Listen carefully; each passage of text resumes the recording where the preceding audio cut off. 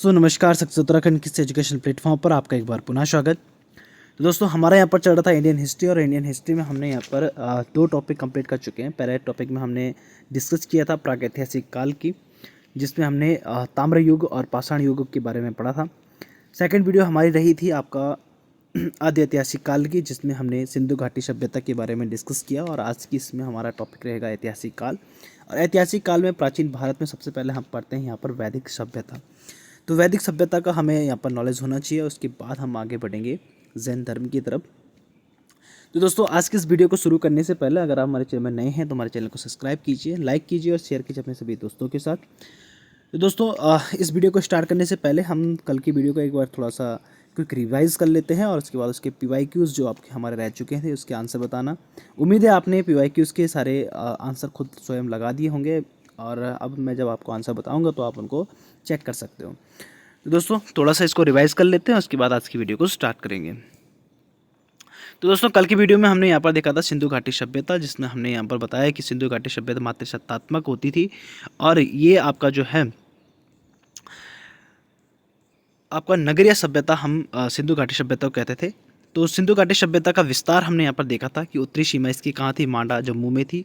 आपका दक्षिणी सीमा इसकी दैमाबाद महाराष्ट्र, पश्चिमी सीमा सुतकांगेड़ और बालूचिस्तान, और पूर्वी सीमा इसकी आलमगीरपुर उत्तर प्रदेश में थी। इतना क्षेत्र जो है इसका फैला हुआ था, और ये त्रिभुजाकार शेप में ये फैला हुआ था। ये हमने कल की वीडियो में देखा था। दूसरा हमने सिंधु घाटी सभ्यता के बारे में जब पढ़ा था कि इसको हड़प्पा सभ्यता भी कहते हैं, क्योंकि यहाँ पर सबसे पहले जो है जानकारी हड़प्पा से मिली थी, और हड़प्पा में ही सबसे पहले खुदाई जो है दयाराम साहनी द्वारा 1921 में की गई थी। 2500 ईसा पूर्व से 1750 पूर्व तक इसका जो है काल माना जाता है सिंधु घाटी सभ्यता का। विश्व की पहली इसे शहरी सभ्यता भी कहा जाता था, और चार्ल्स मेसन ने सर्वप्रथम इस सिंधु घाटी सभ्यता की खोज करी थी, आपका 1826 में इसकी जानकारी दी थी। 1921 में जॉन मार्शल जो आपके भारत पुरातत्व सर्वेक्षण विभाग के जो महानिदेशक थे, उनके कहने पर आपके जो है राय बहादुर साहनी ने यहाँ पर हड़प्पा की खुदाई की थी, जिसमें उन्होंने हड़प्पा की खोज करी। हड़प्पा कालीन जो आपका यहाँ मैंने आपको मैप में दिखाया था कि ये आपका त्रिभुजाकार आकार का आपका आकृति को यहाँ पर देखने को मिलता है हमें। ठीक है, तो ये मैंने आपको कल की लास्ट वीडियो में बताया था। सिंधु घाटी सभ्यता की हमने अगर सामाजिक जीवन की बात करी तो ये मातृसत्तात्मक होता है, और 4 वर्गों में इसे बांटा गया था। विद्वान वर्ग, योद्धा वर्ग, व्यापारी वर्ग और शिल्प वर्ग, श्रमिक वर्ग में इसको बांटा गया था। भोजन की बात करें तो ये शाकाहारी और मांसाहारी दोनों प्रकार के भोजन यहाँ पर करते थे।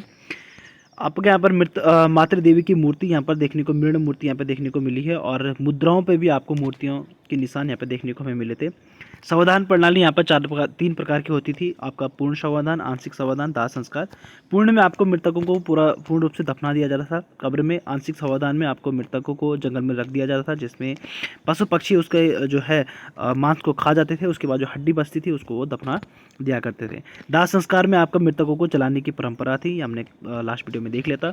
नगर नियोजन की बात करें तो ये सुनियोजित नगर था। पक्की ईंटों से यहाँ पे मकान बनाए जाते थे। चौड़ी सड़क थी, लगभग 10 मीटर यहाँ पर चौड़ी सड़कें हुआ करती थी। जो मकान के दरवाजे होते थे वो सड़क की तरफ ना खुलकर पीछे गलियों की तरफ खुलते थे। आपके मकानों में कम से कम 4-5 कमरे होते थे। उनमें आंगन होता, रसोई घर, स्नानागार, कुएं होते थे।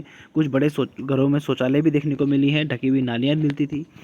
इनमें प्रमुख स्थल के बारे में हमने बात की। सबसे पहले हमने हड़प्पा की बात करी, जिसकी खोज आपके दयाराम साहनी द्वारा 1921 में की गई थी। रावी नदी के किनारे है। यहाँ पर हमें सर्विक आवास, आपका अन्नागार, लकड़ी का ताबूत, RS-37 कब्रिस्तान भी देखने को मिला। RS-37 कब्रिस्तान और अन्नागार आपका कई बार पेपर में पूछा जाता है दोस्तों, आपको ध्यान रखना है। फिर हमने मोहनजोदड़ो की बात करी थी। 1922 में मोहनजोदड़ो की खोज की थी राखालदास बनर्जी ने, और इसको मृतकों का टीला भी कहा जाता था। ये सिंधु नदी के किनारे आपका पाकिस्तान में सिंध प्रांत में है। यहाँ पर हमें पुरोहित आवास मिला, अन्नागार मिला, विशाल स्नानागार मिला। ये आपको ध्यान रखना, विशाल स्नानागृह जो है कहाँ से मिला, मोहनजोदड़ो से।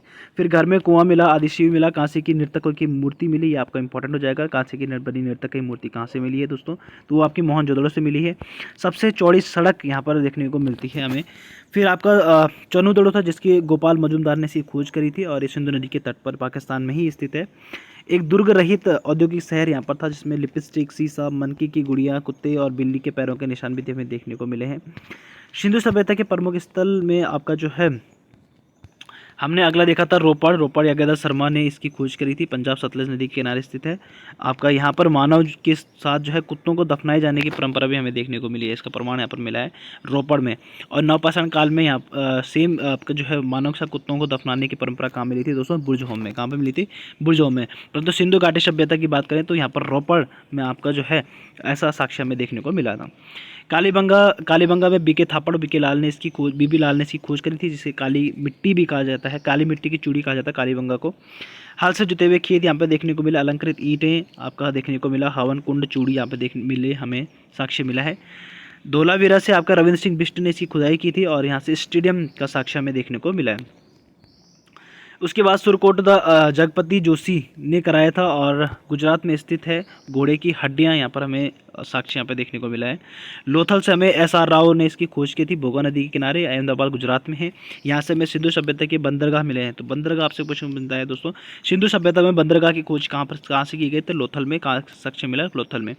यहाँ घर के दरवाजे जो हैं सड़क की ओर खुलते थे। आपने सारी जगह देखा कि जो दरवाजे हैं वो सड़क की ओर नहीं खुलते थे, गलियों की तरफ खुलते थे, परंतु लोथल में आपके जो है इनके दरवाजे क्या है सड़कों की तरफ खुल रहे थे। तो ऐसी यहाँ पर साक्ष्य भी हमें देखने को मिला है। लोथल में ही आपका एस.आर. राव ने यहाँ पर खोज की, हमने देख ली है।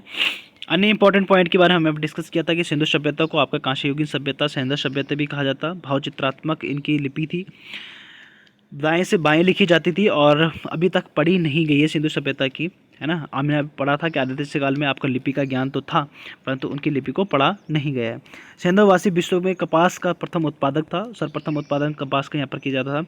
सिंडोन, इसका नाम कपास का नाम सिंडोन रखा, जिसका अर्थ होता है सेंधववासियों की उपज। ठीक है, किसने रखा है? यूनानियों ने इस कपास का जो नाम है सिंडोन रखा है। इनका मुख्य व्यवसाय जो था व्यापार था, परंतु ये कृषि और पशुपालन भी करते थे, परंतु मुख्य व्यवसाय इनका क्या था? व्यापारी था। मापतोल से परिचित थे ये। सिंधु सभ्यता में लोहे से ये परिचित नहीं थे। शेर का यहाँ पर कोई साक्ष्य हमें देखने को नहीं मिलता है। सामान्यतः लाल रंग का प्रयोग इनके बर्तनों में किया जाता था। जानवरों के चित्र उसमें देखने को मिले हैं, शेर के चित्र नहीं मिले। किसके? शेर के चित्र नहीं मिले, बाकी जानवरों के मिले हैं। हड़प्पा सभ्यता में मोहरों के सेल खड़ी का इस्तेमाल किया जाता था, मोहरों के लिए सेल खड़ी का प्रयोग किया जाता था। तो ये था दोस्तों हमारा थ्योरी सेक्शन, और अब हम यहाँ पर PYQs यहाँ पर देख लेते हैं, प्रीवियस ईयर क्वेश्चन जो हमने आपको दिए थे। तो फटाफट से इनके आंसर हम आपको बता देंगे और उसके बाद हम आपकी आज की वीडियो की तरफ आगे बढ़ेंगे। हड़प्पा सभ्यता की सर्वाधिक मान्यता प्राप्त काल कौन सा था दोस्तों? तो आपने आपको बताया 2500 1750 ईसा पूर्व का जो मान्यता प्राप्त काल था वो आपका किसका था? हड़प्पा सभ्यता का था। दूसरा हमने यहाँ पर देखा कि किस पदार्थ का उपयोग हड़प्पा काल में की मोहरों में किया जाता। अभी हमने ऊपर जस्ट अभी पढ़ा है, सेल खड़ी का प्रयोग आपका जो है हड़प्पा काल में मोहरों पर किया जाता था, मोहरों को बनाने के लिए किया जाता था। सिंधु घाटी सभ्यता के लोगों का मुख्य व्यवसाय क्या था? मैंने आपको बताया कि ये पशुपालन कृषि तो करते थे, परंतु मुख्य व्यवसाय इनका क्या था? व्यापार था। क्या था? व्यापार था। हड़प्पा सभ्यता की किस युग की थी? तो किस युग की आपकी हड़प्पा सभ्यता? तो हमने बताया कि आपके जो हड़प्पा सभ्यता वो क्या है? कांस्य युगीन सभ्यता कहा जाता है इसे। तो कांस्य युग की सभ्यता आपको कहा जाता है हड़प्पा सभ्यता को। सिंधु घाटी सभ्यता की कहाँ तक विस्तृत थी? तो आपका इसकी सीमा की बात करी गई है। तो सीमा आपकी कहाँ हो गई दोस्तों? आपके पंजाब, राजस्थान, गुजरात, उत्तर प्रदेश, हरियाणा और सिंध और बलूचिस्तान। तो दोस्तों आपको बलूचिस्तान ध्यान रखना है, इसकी पश्चिमी सीमा है। तो बाकी बलूचिस्तान कहीं पर भी नहीं है, तो आपका और कोई आंसर नहीं होता। सारे आंसर क्या हो जाते हैं? गलत हो जाते हैं। परंतु आपका जो है यहाँ पर बलूचिस्तान डी वाले ऑप्शन में दिख रहा है, तो बलूचिस्तान तो आपकी कौन सी है? हमारी पश्चिमी सीमा है ना बलूचिस्तान, तो आपका डी आज का करेक्ट आंसर हो जाएगा, चाहे इसमें कितने सारे भी दे रखे हैं दोस्तों। ठीक है, परंतु बलूचिस्तान दिया है तो बलूचिस्तान आपका सिर्फ एक ही ऑप्शन में, तो बलूचिस्तान आपको टिक कर देना है यहाँ पर। तो डी इसका करेक्ट आंसर हो जाएगा। हड़प्पा सभ्यता के निवासी कैसे थे दोस्तों? आपको बताया कि ये शहरी सभ्यता थी, तो शहरी आपका क्या हो जाएगा? इसके निवासी हो जाएंगे। सिंधु सभ्यता के घर किससे बनाए जाते थे? तो किससे बनाए जाते थे? ईंटों से बनाए जाते, पक्की ईंटों से मकान यहाँ पर बने होते थे, तो ईंटों से बनाए जाते हैं। हड़प्पावासी किस वस्तु का उत्पादन सर्वप्रथम किया था? सर्वप्रथम आपने किसने किया था? कपास का उत्पादन किया गया, जिन्हें यूनानियों ने क्या सिंडोन का नाम दिया गया, सिंडोन नाम दिया था। तो आपको दोस्तों ये भी ध्यान रखना है कि यूनानियों ने किस फसल को सिंडोन नाम दिया था, तो किसको? कपास को दिया था, और कपास हड़प्पावासी के प्रमुख सर्वप्रथम उत्पादन किया गया था। नेक्स्ट क्वेश्चन हमारा, निम्नलिखित विद्वानों में से हड़प्पा सभ्यता का सर्वप्रथम खोजकर्ता कौन था? तो हड़प्पा सभ्यता की सबसे पहले खोज किसने की दोस्तों? आपका दयाराम साहनी ने की थी 1921 में। तो यहाँ पर आपको ध्यान रखना है। हड़प्पा कालीन समाज में किन वर्गों में विभक्त था? तो दोस्तों आपको 4 वर्ग थे आपके, विद्वान, योद्धा, व्यापारी और श्रमिक। तो 20 का करेक्ट आंसर हो जाएगा। सिंधु सभ्यता का सर्वाधिक उपयुक्त नाम क्या था? तो दोस्तों सिंधु सभ्यता का सर्वाधिक नाम उपयुक्त नाम था आपका दोस्तों हड़प्पा सभ्यता। कौन सा? हड़प्पा सभ्यता। नेक्स्ट है दोस्तों हमारा हड़प्पा की मिट्टी के बर्तनों का सामान्यतः किस रंग का उपयोग किया जाता है। दोस्तों हमने अभी ऊपर पढ़ा था कि लाल रंग का प्रयोग आपका जो है हड़प्पा सभ्यता के जो बर्तन होते हैं उन पे लाल रंग का प्रयोग किया जाता था। सिंधु घाटी के लोग विश्वास करते थे, किस चीज़ पर विश्वास करते थे दोस्तों, ये मातृ सत्तात्मक थे, इसलिए मातृ शक्ति पर प्रयोग विश्वास करते थे। तो डी इसका करेक्ट आंसर हो जाएगा। किस पशु के अवशेष सिंधु घाटी सभ्यता से प्राप्त नहीं हुए हैं। तो दोस्तों आपके सभी घोड़े का साक्ष्य भी हमें देखने को मिला है, गाय के मिले हैं, हाथी के मिले हैं, परंतु शेर का यहाँ पर कोई भी साक्ष्य नहीं देखने को मिला है। देखो दोस्तों घोड़े की हड्डियाँ मिली है, गाय का चिन्ह मिला है, हाथी का चिन्ह मिला है ना। तो किस पशु का अवशेष यहाँ पर देखने को नहीं मिला है, तो शेर का अवशेष नहीं मिला है। हड़प्पाकालीन स्थल में अभी तक किस धातु की प्राप्ति नहीं हुई है। तो किस धातु की प्राप्ति अभी तक नहीं हुई है हड़प्पाकालीन सभ्यता में, तो आपका लोहे की यहाँ पर क्या है, किसी प्रकार के हमें साक्ष्य नहीं देखने को मिलता है, क्योंकि लोहे से परिचित नहीं था, हमने ऊपर अभी डिस्कस किया था। सिंधु सभ्यता का पतन नगर बंदरगाह कौन सा था। तो कहाँ पर इनका पतन हो गया था दोस्तों, तो आपका बंदरगाह जो है कौन सा दोस्तों, लोथल में आपको देखने को मिला है। बंदरगाह कहाँ पर, लोथल में। नेक्स्ट दोस्तों आपका किस हड़प्पाकालीन स्थल में नृत्य मुद्रा वाली कांस्य मूर्ति मिली है। तो दोस्तों हमने ऊपर डिस्कस किया था कि आपका जो है हड़प्पा से आपका जो है मोहनजोदड़ो से, कहाँ से, मोहनजोदड़ो से हमें क्या है, नृत्य मुद्रा वाली कांस्य की मूर्ति मिली है दोस्तों, कहाँ से, मोहनजोदड़ो से। अब आगा है आपका मिलान करना है। सिंधु सभ्यता उत्तरी सीमा कौन सी थी, जम्मू थी। सिंधु सभ्यता की दक्षिणी सीमा थी आपका दहमाबाद महाराष्ट्र। सिंधु सभ्यता की पूर्वी सीमा थी आपकी आलमगीरपुर उत्तर प्रदेश। सिंधु सभ्यता की पश्चिमी सीमा थी आपकी सुतकांगेट बलूचिस्तान में। तो ये तो दोस्तों आपका PYQs आज हमारे ये कंप्लीट हो गए हैं पिछली वीडियो के। अच्छा 2 क्वेश्चन और बच गए दोस्तों। तो हाँ ये था आपका दोस्तों सिंधु सभ्यता के बृहत स्नानागार पाया जाता है। तो आपका बृहत स्नानागार कहाँ पे पाया गया था दोस्तों, आपका मोहनजोदड़ो में। कहाँ पर, मोहनजोदड़ो में आपका क्या है, बृहत स्नानागार हमें देखने को मिला था। सिंधु सभ्यता के आर्य-37 कब्रिस्तान कहाँ से मिली है। तो वो आपका कहाँ से मिला है दोस्तों, हड़प्पा से मिली है आपके आर्य-37 कब्रिस्तान। तो 20 का करेक्ट आंसर हो जाएगा। तो ये दोस्तों हमारे इंपॉर्टेंट PYQs। और आज हम अपनी वीडियो की तरफ बढ़ते हैं। तो अगर आप अभी तक हमारे चैनल को लाइक नहीं किया तो लाइक कीजिए, शेयर कीजिए और सब्सक्राइब कीजिए अपने सभी दोस्तों के साथ और सब्सक्राइब कीजिए। तो दोस्तों आज के हमारा जो इम्पोर्टेंट टॉपिक है वो है हमारा वैदिक सभ्यता, जिसके बारे में हम डिस्कस करेंगे आज की वीडियो में। तो वैदिक सभ्यता क्या होती है दोस्तों, सबसे पहले हमें यही समझना है कि सिंधु घाटी सभ्यता के पश्चात भारत में जिस नवीन सभ्यता का विकास हुआ उसे आर्य और वैदिक सभ्यता या वैदिक काल के नाम से जाना जाता है। तो दोस्तों सिंधु घाटी सभ्यता के बाद जो नवीन सभ्यता का विकास हुआ वो थी आपकी वैदिक सभ्यता, जिसे हम वैदिक काल के नाम से भी जानते हैं। वैदिक सभ्यता या वैदिक काल की जानकारी मुख्यतः हमें वेदों से प्राप्त होती है। तो दोस्तों यहाँ पर वैदिक सभ्यता में क्या है, हमारा जो है ऐतिहासिक काल आ गया था, जहाँ पर मतलब लिपि का ज्ञान भी हो गया था और इनकी लिपि को पढ़ा भी जा सकता था। तो वैदिक सभ्यता हमारे यहाँ पर सबसे पहले हम पढ़ते हैं, जिसमें आर्यों का यहाँ पर विकास हुआ। आर्यों द्वारा ये स्थापित की गई थी वैदिक सभ्यता। वैदिक काल जो है आपका 1500 ईसा पूर्व से 600 ईसा पूर्व तक रहा। तो ये काल आपको दोस्तों ध्यान रखना है, 1500 से 600 ईसा पूर्व तक। ऋग्वैदिक काल 1500 ईसा पूर्व से आपका 1000 ईसा पूर्व तक हम ऋग्वैदिक काल पढ़ते हैं, और उत्तर वैदिक काल पढ़ेंगे हम 1000 से 600 ईसा पूर्व। तो वैदिक काल को भी आपका 2 पार्ट्स में डिवाइड किया जाता है, एक किया जाता है ऋग्वैदिक काल और एक किया जाता है उत्तर वैदिक काल। तो इनके बारे में ऋग्वैदिक काल जो है, इस काल में आपका इस काल की जानकारी आपको ऋग्वेद से मिलती है, और उत्तर वैदिक काल की जो जानकारी है आपका यजुर्वेद, सामवेद, अथर्ववेद से मिलती है। तो आपको बता दूं कि आपका जो वेद है, वेदों की कुल संख्या कितनी है दोस्तों, हमारी वेदों की कुल संख्या है 4। कितनी है, 4, जिसमें आपका ऋग्वेद, यजुर्वेद, सामवेद, अथर्ववेद है। तो सबसे नवीन वेद आपका अथर्ववेद माना जाता है, सबसे प्राचीन वेद आपका ऋग्वेद माना जाता है।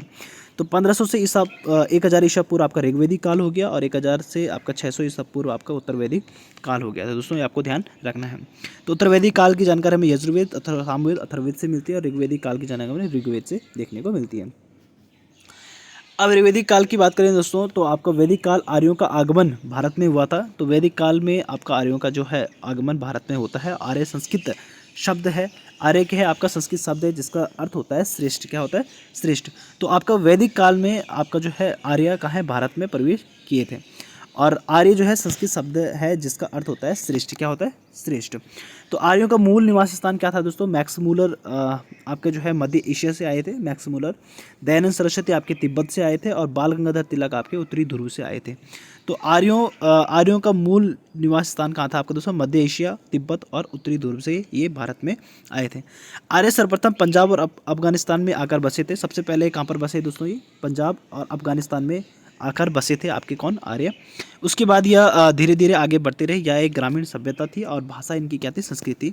तो आर्य पंजाब और अफगानिस्तान में सबसे पहले आकर बसे थे और ये क्या है, ग्रामीण सभ्यता थी और आर्यों की भाषा क्या थी, संस्कृत थी। दोस्तों आपको ये ध्यान रखना है, 3 पॉइंट आपको ध्यान रखना है क्योंकि पेपर में पूछा जाता है।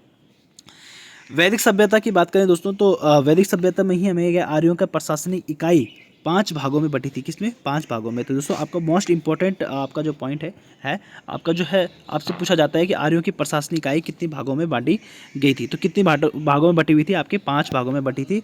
आपका कुल, ग्राम, विश्व, जन और राष्ट्र। क्या है, कुल, ग्राम, विश्व, जन और राष्ट्र। तो ये 5 पार्ट्स में डिवाइड थी आपकी प्रशासनिक इकाई इनकी, जिसमें आपका इनका प्रशासन चलता था। तो कुल, ग्राम, विश्व, जन और राष्ट्र। कुल, ग्राम, विश्व, जन और राष्ट्र। दोस्तों ये क्वेश्चन पूरा बन जाता है कौन सा कर्म सही नहीं है। तो कुल, ग्राम, विश्व, जन और राष्ट्र। तो सबसे छोटा होता था कुल, फिर उसके बाद होता था ग्राम, ग्राम से ऊपर होता विश्व, विश्व से ऊपर होता जन, जन से ऊपर होता राष्ट्र। तो इनसे कर्म लगाने को भी आपके पास पेपर में आता है। दोस्तों ये भी आपको ध्यान रखना है। कुल कितने वेद थे, 4 वेद थे, हमने अभी डिस्कस किया, ऋग्वेद, यजुर्वेद, अथर्ववेद, सामवेद। ऋग्वेद की बात करें दोस्तों तो ऋग्वेद सबसे प्राचीन वेद माना जाता है। इसमें 10 मंडल थे, 1028 सूक्त थे और 10,462 इसमें क्या थी दोस्तों, ऋचाएँ थी। तो 10 मंडल, 1028 सूक्त, 10,462 इसमें ऋचाएँ थी। ऋग्वेद के तीसरे मंडल में हमें गायत्री मंत्र का उल्लेख देखने को मिलता है। ऋग्वेद में स्तोत्र और प्रार्थनाएं का संचय है दोस्तों, यानी आपका श्लोक आप ध्यान रख सकते हो। स्तोत्र का मतलब होता है श्लोक, ठीक है। तो ऋग्वेद में आपके श्लोक देखने को मिलेंगे और प्रार्थनाएं का संचय आपको देखने को इसमें मिलता है। तो आपको दोस्तों ऋग्वेद में कुल कितने मंत्र हैं दोस्तों, 10,580 यहाँ पर कुल मंत्र हैं।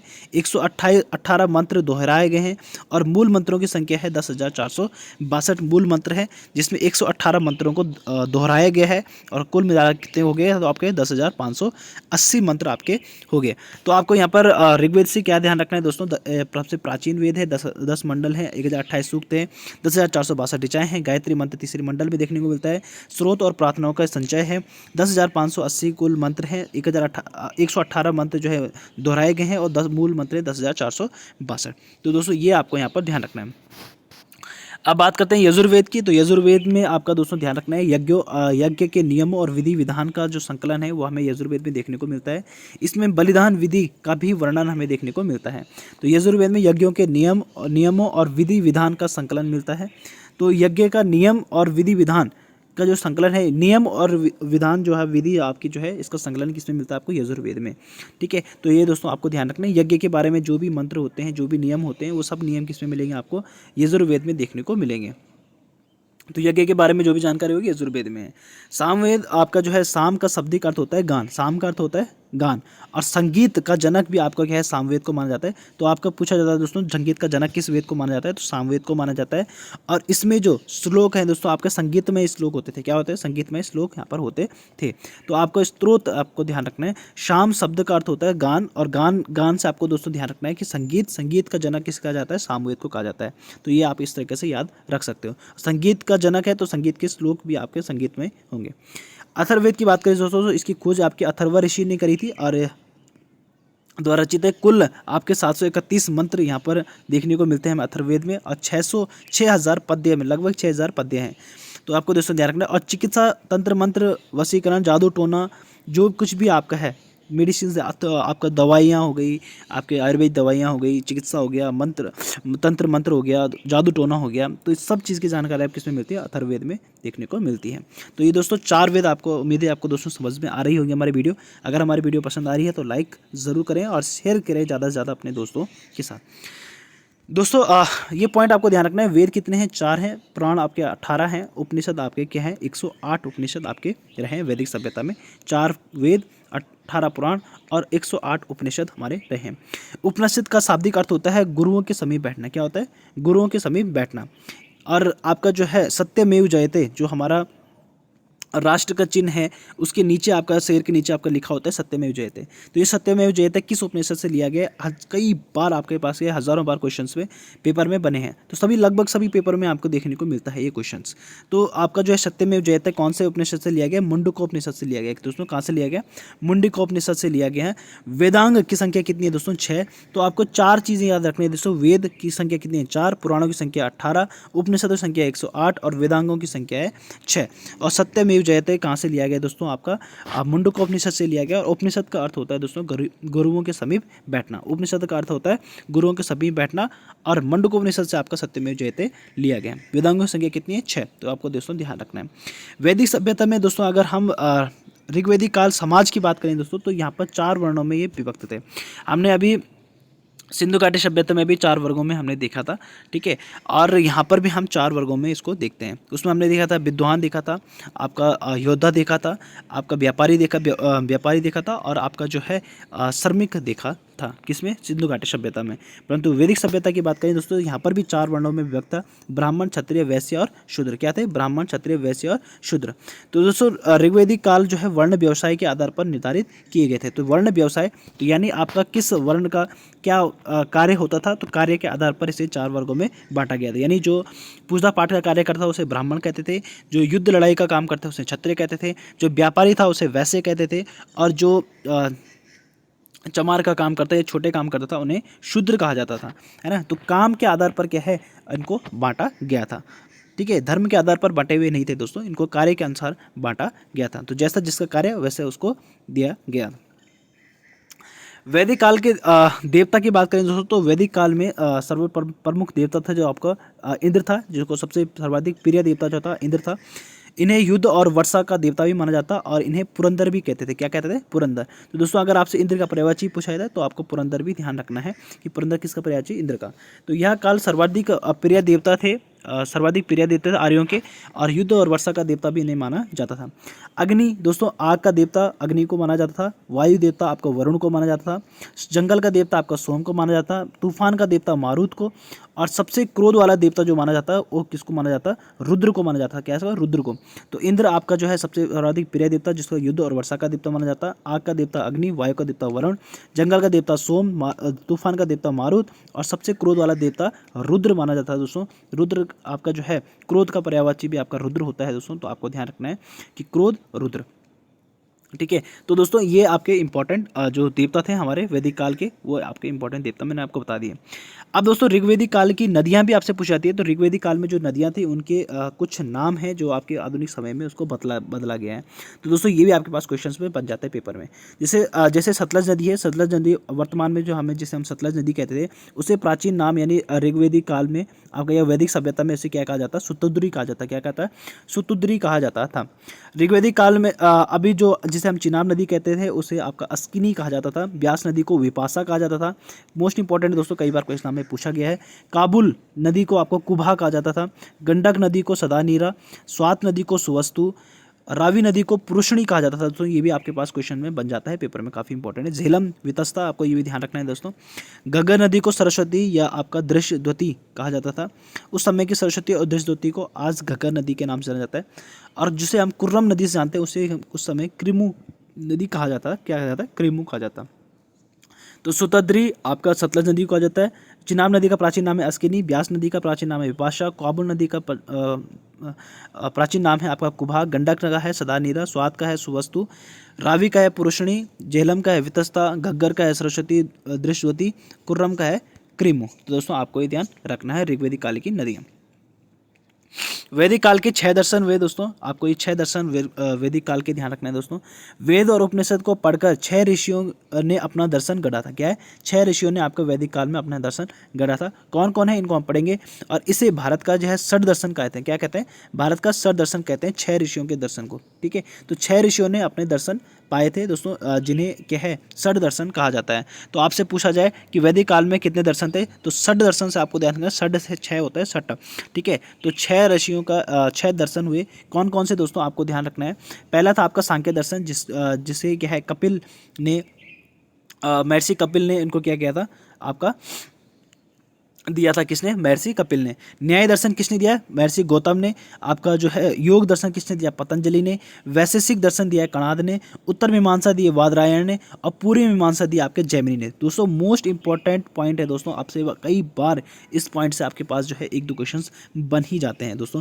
प्रत्येक पेपर में आपके पास यहाँ से क्वेश्चन बनता ही बनता है। तो दोस्तों आपको ये ध्यान रखना है कि कपिल, महर्षि कपिल ने आपको कौन सा दर्शन दिया, सांख्य दर्शन, महर्षि गौतम ने न्याय दर्शन, पतंजलि ने आपको योग दर्शन, कणाद ने वैशेषिक दर्शन, और वदरायण ने आपका जो है उत्तर मीमांसा, और जैमिनी ने पूर्वी मीमांसा। दोनों तरीके से आपको ध्यान रखना है दोस्तों, दोनों तरीके से रटना है, आपको ये याद करना है। सांख्य दर्शन कपिल का है, न्याय दर्शन गौतम का है, महर्षि गौतम का, योग दर्शन है पतंजलि का, वैशेषिक दर्शन है आपका महर्षि कणाद का, उत्तर मीमांसा दिया वदरायण ने, पूर्वी मीमांसा दिया महर्षि जैमिनी ने। तो दोस्तों आपको ध्यान रखना है।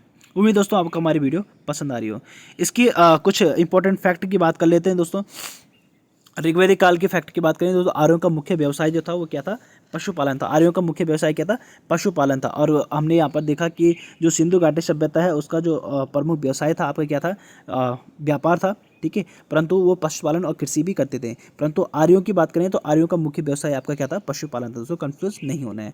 आर्यों का समाज जो है पितृ प्रधान था। दोस्तों हमने सिंधु घाटी सभ्यता में देखा वो क्या थे, मातृसत्तात्मक यानी मातृ प्रधान थे, ठीक है, माता को महत्व दिया जाता था वहाँ पर सिंधु घाटी सभ्यता में। परंतु आपका जो आर्य थे तो आर्यों में क्या है, पितृ प्रधान था, यानी पिता को जो है ज़्यादा दर्जा दिया जाता है। गाय को अदन्य या ना मारे जाने वाले के पशु की श्रेणी में रखा जाता है, यानी गाय को क्या है आपका अदन्य कहा जाता है। क्या कहा जाता है, अदन्य कहा जाता है। यानी अदन्य का मतलब होता है दोस्तों जिसे कभी मारा ना जाए, ठीक है। तो ना मारा जाने वाला योग्य पशु जो था वो आपका कौन सी थी, गाय। तो गाय को उस समय बहुत पवित्र माना जाता था। और आज भी आप देख पा रहे होंगे कि हिंदू धर्म में जो है आर्यों के द्वारा ही उत्पत्ति हुई है। तो हिंदू धर्म में आप आज भी क्या है, गाय की पूजा की जाती है। तो गाय को अदन्य कहा जाता है, यानी ना मारे जाने योग्य पशु की श्रेणी में रखा जाता है। आर्यों का प्रिय पशु जो है घोड़ा था। क्या था, आर्यों का प्रिय पशु था घोड़ा। और सर्वाधिक प्रिय देवता था इंद्र। कौन सा, सर्वाधिक प्रिय देवता इंद्र। और सर्वाधिक प्रिय घोड़ा था आपका कौन सा, घोड़ा। प्रिय पशु था आपका घोड़ा। आर्यों के द्वारा जो है खोजी के धातु कौन थे दोस्तों, लोहा। तो खोजी के धातु कौन सी थी, आर्यों द्वारा जो खोजी के धातु थी वो कौन सी थी, लोहा। ऋग्वेद में सरस्वती नदी को सबसे महत्वपूर्ण और पवित्र मानी जाती है। तो सरस्वती नदी को यहाँ पर जो है सबसे पवित्र माना जाता है। ऋग्वेद में हमने देखा कि सरस्वती नदी को सबसे ज़्यादा इंपॉर्टेंट दी जाती है और इसको सबसे पवित्र माना जाता है। ऋग्वेद में गंगा का उल्लेख कितनी बार है, एक बार गंगा का उल्लेख है। 3 बार आपका जो है यमुना का उल्लेख मिलेगा। परंतु सर्वाधिक बार आपको किसका उल्लेख मिलेगा, सिंधु नदी का। सिंधु नदी का उल्लेख सर्वाधिक बार मिलता है। ऋग्वेद का उल्लेख आपको 1 बार मिलेगा और यमुना नदी का उल्लेख आपको 3 बार यहाँ पर देखने को मिलता है। परंतु सिंधु नदी का उल्लेख आपको सर्वाधिक बार यहाँ पर देखने को मिला है। आगे बात करते हैं, उत्तर वैदिक काल में आपका जो है इंद्र की बजाय यहाँ पर प्रजापति को सर्वाधिक प्रिय देवता माना जाता है। उत्तर वैदिक, अभी हमने ऋग्वेदिक काल में देखा, ऋग्वेदिक काल में आपका इंद्र को सर्वाधिक महत्व दिया जा रहा था। परंतु उत्तर वैदिक काल की बात करें, यानी आपका यजुर्वेद, अथर्ववेद और सामवेद में जो हमें साक्ष्य देखने को मिलता है, उसमें हम देखें तो आपका जो है इंद्र की बजाय जो है यहाँ पर प्रजापति को जो है सर्वाधिक प्रिय देवता माना जाता है। तो दोस्तों कंफ्यूज नहीं होना है। ऋग्वेद काल में आपका इंद्र को सर्वाधिक प्रिय माना जाता, परंतु उत्तर वैदिक काल में आपको जो है प्रजापति को जो है सर्वाधिक महत्वपूर्ण देवता यहाँ पर देखने को मिला है। उत्तर वैदिक काल में वर्ण व्यवसाय की बजाय यहाँ पर जन्म के आधार पर निर्धारित होने लग गए थे, है ना। तो जो आपने देखा कि ऋग्वेदिक काल में यहाँ पर क्या है, व्यवसाय के आधार पर वर्ण बांटे गए थे। परंतु जैसे जैसे समय आगे बढ़ता गया, अब आपका जो है उत्तर वैदिक काल में जो है जन्म के आधार पर ही आपका जो है वर्ण बांट दिए गए। यानी ब्राह्मण का बेटा ब्राह्मण हो गया, क्षत्रिय का बेटा क्षत्रिय हो गया, वैश्य का बेटा वैश्य हो गया और शूद्र का बेटा शूद्र हो गया। यानी जन्म के आधार पर इनको क्या है, वर्ण व्यवस्था यहाँ पर शुरू हो गई थी आपका उत्तर वैदिक काल में। तो यानी यहीं पर से आपका जो है भेदभाव शुरू हो गया था। परंतु ऋग्वेदिक काल में क्या था कि जैसा जिसका काम था वैसे उसको बांटा गया था। कुछ फसल थी दोस्तों जिनका वहाँ पर नाम कुछ और था और आज वर्तमान में हम नाम कुछ और देखते हैं। तो ये भी आपके पास क्वेश्चन पेपर में बन जाता है दोस्तों, ये भी आपको ध्यान रखना। जैसे आपका जौ को क्या कहा जाता है, यव कहा जाता है। जौ को क्या कहा जाता है, यव कहा जाता है। धान को आपका ब्रीही कहा जाता है। धान बोलो या चावल, है ना। तो चावल या धान जो भी आप कहोगे तो उससे क्या उस समय ब्रीही कहा जाता है। क्या कहा जाता है, ब्रीही कहा जाता था। उड़द को आपका जो है माड़ कहा जाता है। उड़द की जो दाल होती है उसे माड़ कहा जाता था। मूंग की दाल को आपका जो है गुदक कहा जाता है। क्या कहा जाता है, गुदक कहा जाता था। गेहूं को आपका गोधूम कहा जाता है। गेहूं को यह है गोधूम कहा जाता है। गेहूं को मसूर कहा जाता था। मसूर को मसूर कहा जाता था। और आदि खाद्यान्नों का वर्णन भी हमें यजुर्वेद में मिलता है। तो महत्वपूर्ण जो खाद्यान्न थे वो कौन से दोस्तों, आपका जौ, धान, उड़द, मूंग, गेहूं और मसूर। तो जौ को यव कहा जाता था, धान को आपका ब्रीही कहा जाता, चावल को ब्रीही कहा जाता। तो आपको दोस्तों कंफ्यूज नहीं, चावल पूछा जाए धान पूछा जाए, आपको ब्रीही इसका आंसर होगा, ठीक है। तो धान को व्रीही कहा जाता, उड़द माड़ कहा जाता था, गुदंग गुदग आपका मूंग को कहा जाता था और गेहूं को आपका गोधुम कहा जाता था। तो आपको दोस्तों ये ध्यान रखना है। उत्तर वैदिक ग्रंथों में लोहे के लिए आपका लौह अयस कहा जाता है। क्या कहा जाता है? लौह अयस और कृष्ण अयस शब्द का प्रयोग किया जाता था। क्या किया जाता? लौह अयस और कृष्ण अयस का प्रयोग किया जाता था। किसके लिए? लोहे के लिए। किसके लिए? लोहे के लिए। उत्तर वैदिक ग्रंथों में आपका लोहे के लिए लौह अयस और कृष्ण अयस शब्द का प्रयोग किया गया है। अतरंजी खेड़ा में पहली बार कृषि से संबंधित लौह उपकरण प्राप्त हुए थे। तो कृषि से संबंधित यानी आपका उपकरण क्या हो सकते हैं? आपके कुदाल हो सकती है, ठीक है, फावड़ी हो सकती है। तो जो हम कृषि के लिए यूज़ करते थे, ऐसे जो औजार थे आपके, वो कहाँ से? मैं कृषि के औजार से संबंधित उपकरण जो थे लोहे के बने हुए, वो हमें कहाँ से मिलते हैं? अतरंजी खेड़ा से मिलते हैं। कहाँ से? अतरंजी खेड़ा एक स्थान है जहाँ से हमें देखने को मिलता है। तो उत्तर वैदिक काल में आपके लौह अयस और कृष्ण अयस जो है लोहे को कहा जाता था। तो उम्मीद दोस्तों आपको ये समझ में आया होगा। तो आपको उत्तर वैदिक काल में सबसे प्रिय देवता कौन सा था? आपका प्रजापति था, इंद्र नहीं था। इंद्र आपका ऋग्वेदिक काल में, ठीक है। तो आप कंफ्यूज नहीं होना है। उत्तर वैदिक काल में वर्ण व्यवसाय जो है जन्म के आधार पर होने शुरू हो गए थे, जबकि हमने ऋग्वेदिक काल में देखा वहाँ पर क्या है? कार्य के आधार पर वर्ण व्यवस्था की गई थी। यव को जौ कहा जाता, व्रीहि को धान को व्रीहि कहा जाता, उड़द को माड़, मूंग को गुदग और गेहूं को गोधुम कहा जाता था।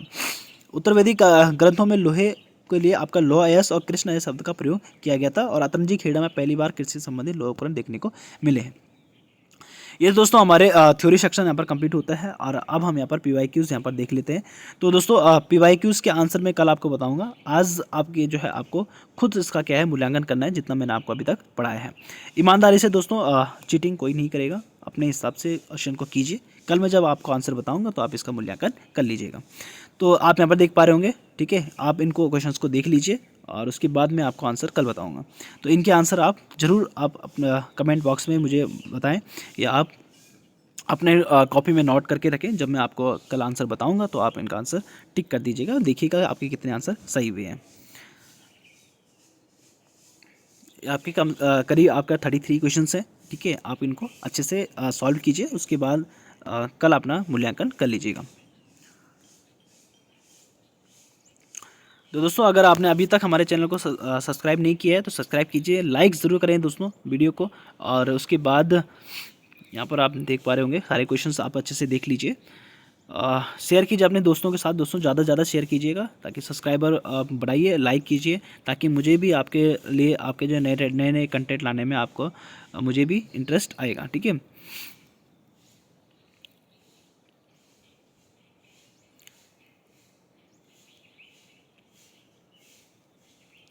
तो सभी क्वेश्चंस आपके लिए काफ़ी इंपॉर्टेंट है दोस्तों, ये आपको दोस्तों ध्यान रखने हैं। तो ये आपके 33 क्वेश्चंस है जिनको आपने अच्छे से सॉल्व करना है और कल की वीडियो में हम थोड़ा सा इसको रिवाइज भी करेंगे और इसको सॉल्व भी करेंगे।